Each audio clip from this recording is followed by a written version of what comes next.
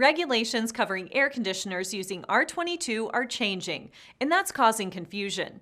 Let's clear things up so you can make informed decisions.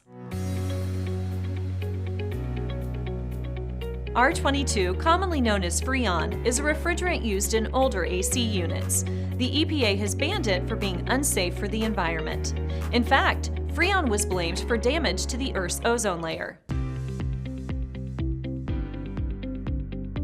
Believe it or not, the ban on R22 began in the late 70s, when 90% of its common uses, such as aerosol can propellant, were quickly phased out. However, R22's use in air conditioners, which are designed to run for decades, has taken longer.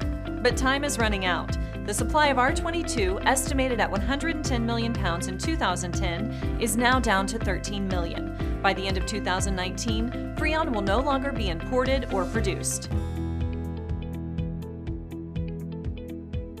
This shrinking supply of R22 will obviously drive repair costs higher. That's why replacing aging R22 systems makes sense, especially ones with leaks or needing refrigerant circuit repairs. Newer systems use R410A, a more efficient blended refrigerant. Unfortunately, it cannot be used in older R22 units. That's because R410A operates at higher pressures, requiring different tools, equipment, techniques, and safety standards. Now, is it possible your current R22 system still has years of service left in it? Possibly.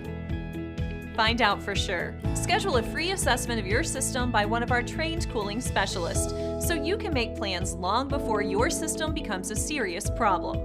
It's another example of why we say Abacus. You can count on us.